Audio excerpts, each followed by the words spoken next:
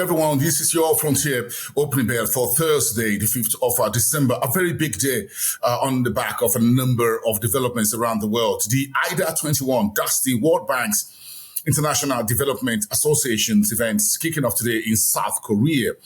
And the event is being addressed at the opening by the first Vice President of Korea, as well as the senior World Bank Managing Director, Excel, who spoke about the whole cooperation globally to ensure that there's more money on the table for the World Bank to support a number of countries around the world, in particular on the African continent. That's the big story today. The two-day event started, and at the opening, there were a few announcements regarding a few countries that have replenished their portion of the International Development Association's, the IDA 21 since last September, including the United Kingdom, Spain, United States, South Korea, the host country as well, and a couple of others. So keep that in mind. It's one of the stories we're following very closely. Also today, the Nigerian Exchange is holding its annual Made-Of-Africa Awards for 2024. 4 categories, 20 companies on the market,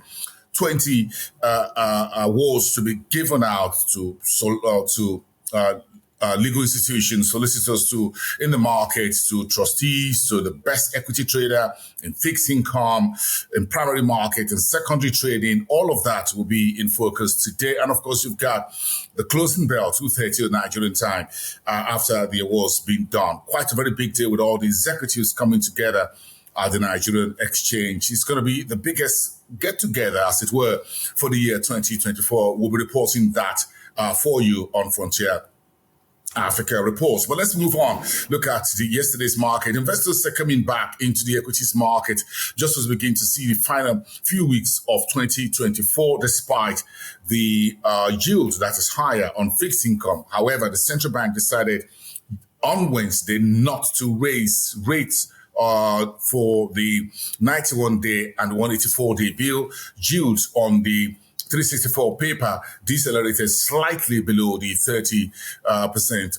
threshold. Let's get it. The equities market was 0.48% in the green, led by largely names outside the banking sector, Lafarge Africa, as well as Seplat Energy, the Lagos and London exchanges listed an indigenous energy company. The BRVM was down by 12 basis points. The Egyptian market continued to roller coaster since Sunday, and today is the final trading day in Cairo, 0.67% better on Wednesday. The Nairobi stock market came back with 18 basis points, roughly 20 points on the All-Share Index, while the GSE was stronger at 86,314 by 0.58%, and that was on Wednesday.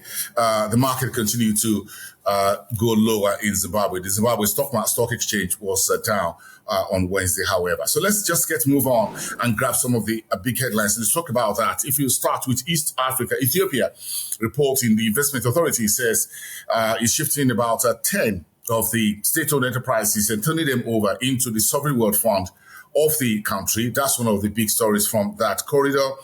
While the Air Congo, which is the new national airline for the DRC, is now in the skies. 1st of December, that's when it took off. It's jointly owned 51% by DRC, 49% by the Ethiopian Airlines. It was similar to the deal that was placed on the table between Ethiopian Airlines and Nigeria that was run into troubled waters, and Ethiopian Airlines stepped out of that. Congratulations to Air Congo for making this happen. And the Group Managing Director of Equity Group, Dr. James Nwagi, has been appointed into the World Bank's High-Level Advisory Council on Job Creation. Congratulations to these very iconic leader in the business world and banking and finance in East Africa, Kenya, that is.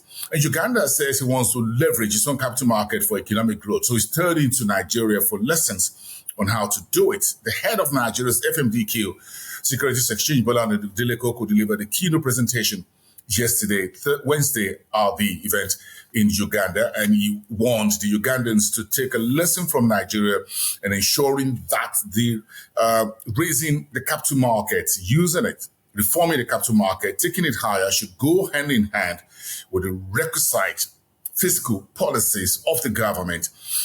But of course, there are a lot of experiences that he shared, including how the FMDQ has been able to become a very important barometer for fixed income, other securities exchanges, derivatives, and currencies for Nigeria over the past 10 years or so. Bola Koko will be retiring sometime in 2025. What else do we have outside the East African corridor? We're looking at Southern Africa. The Namibian Central Bank yesterday cut interest rate for the final time this year, lowering the repo rate by 25 basis points to a flashy 7%. All of that part of the plan to support the Namibian economy. And that's one big story. And the U.S. president in Angola is pledging $600 million of American monies for the Lobito Corridor railway project, which will come through the DRC, Zambia, and ending up in the port of Lobito.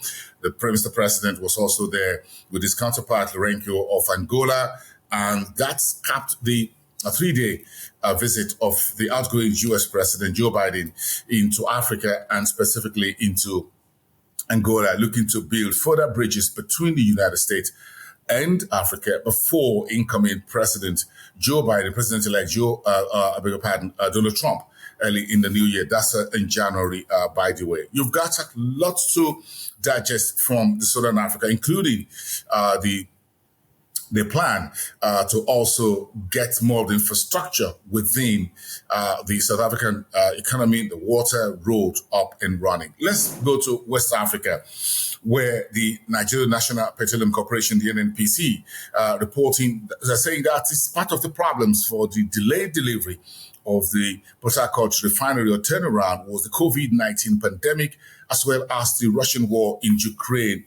Both key international development happening within the last 4 years and 5 years or so. And that's the latest we're getting from that refinery, which is now being delivered and up and running. The second refinery, which was built back in the mid-80s under the President Babangida's administration, is also undergoing refurbishment.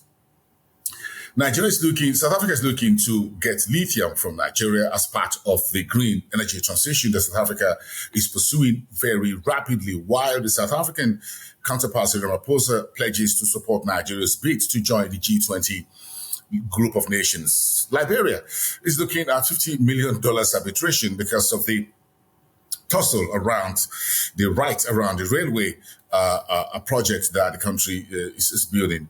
And Ghana's trade surplus shrank amidst steady export growth, but in country's inflation rises to 6-month high before this weekend's presidential elections. President Akufo-Addo is bowing out of office after the expiration of his second term in office. And those are your headlines west of the continent. We touched on the Southern African market earlier, but let's take it straight, therefore, to the Northern Corridor, where Egypt is offering up to 4 of the country's military-linked SOEs, state-owned enterprises, to the stock exchange. That is part of the privatization onboarding of state-owned enterprises onto the markets to take care of under President Al-Sisi.